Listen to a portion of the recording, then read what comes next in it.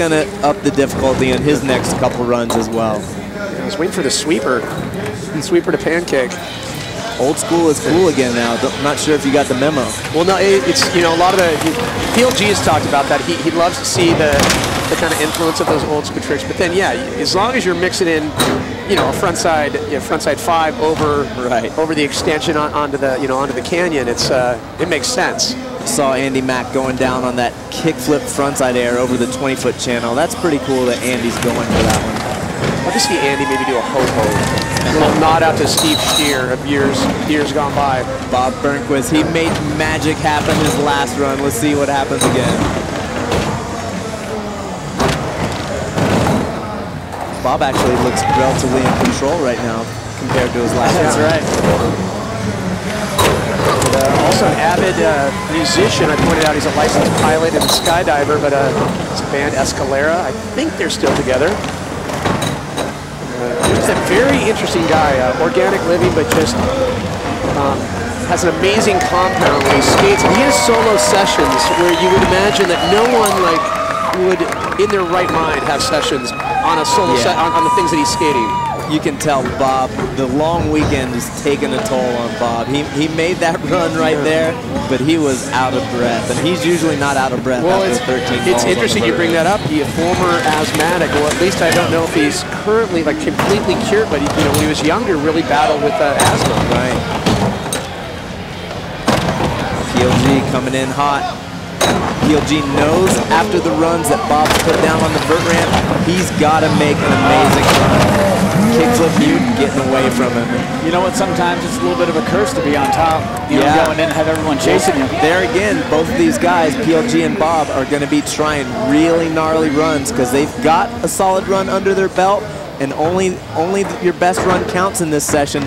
PLG is actually checking the flat bottom of the ramp right now. I heard some of the guys were worried about condensation on the big sponsor sticker in the flat bottom. And for the viewers that are watching throughout the country and on the web everywhere, yeah, we have a thing here. It's a phenomenon in California called June gloom, and it's not even June, it's August, but the marine layer comes in from the ocean. We're only a couple miles from Newport Beach here, and brings in a thick layer of moisture. Yeah, so you saw him checking the flat bottom.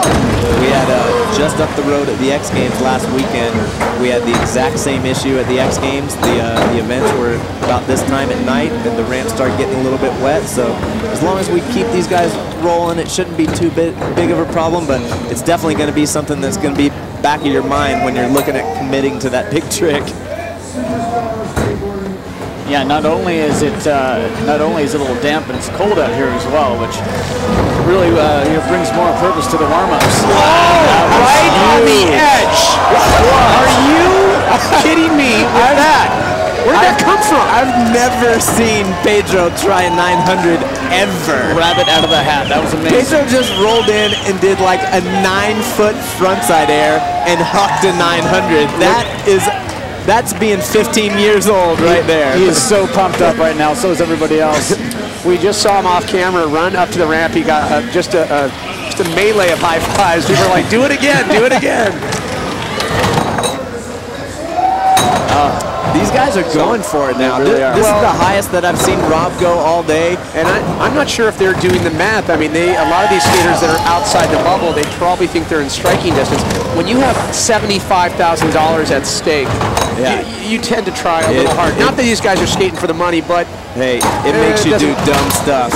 I saw Bob Burnquist run when his board didn't flip and he chucked it under his feet, and that's the adrenaline that skating in the contest does, and that's what's cool. I'll tell you what, that's some of the most consistent skating I've seen from Rob Lorfish in a while. Rob's going to have a good result this weekend.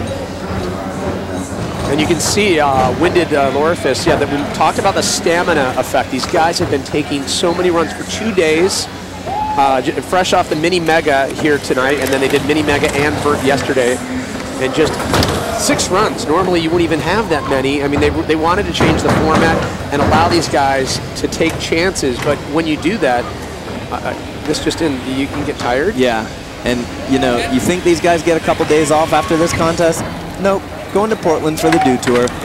That's summertime as a professional vert skater. Big lead. So Maybe Sandro Diaz, maybe saw Barros there and oh man, I could tell from this angle, it really looked like Sandro was going to hang up on the coping on that melon 5.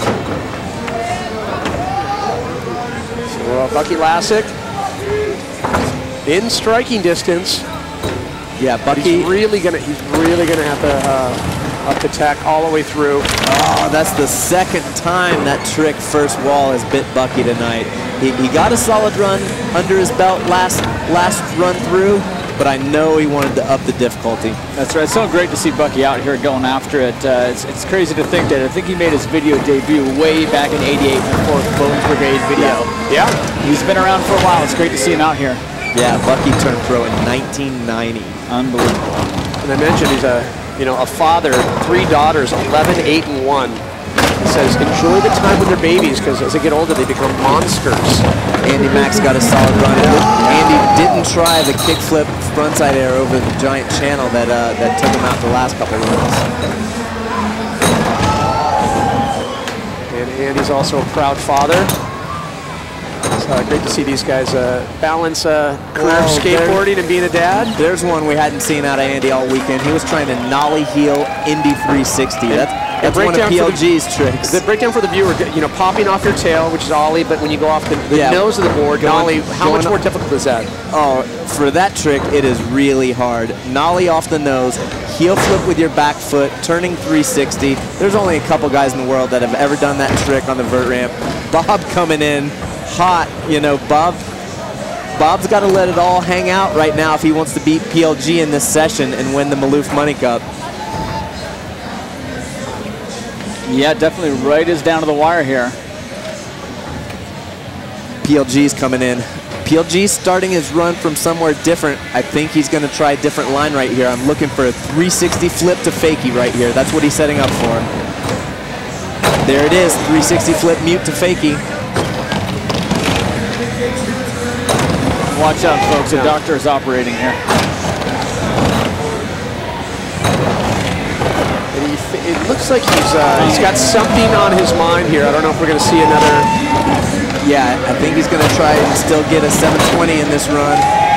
Or some flip variation on the 720. There it is right there. That was a solid way to up the difficulty.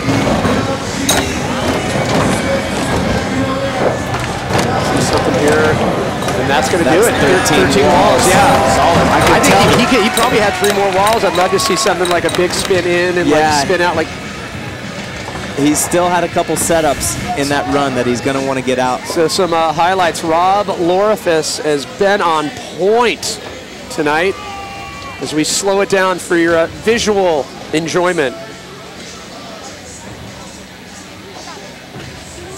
Pierre-Luc Gagnon just boning it out as it is necessary into a 7. We'll have scores when we come back. Stay with us.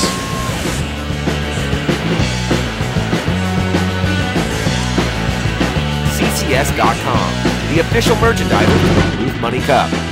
Monster Energy, Maloof Money Cup fueled by Monster Energy. And fans off the wall since 1966.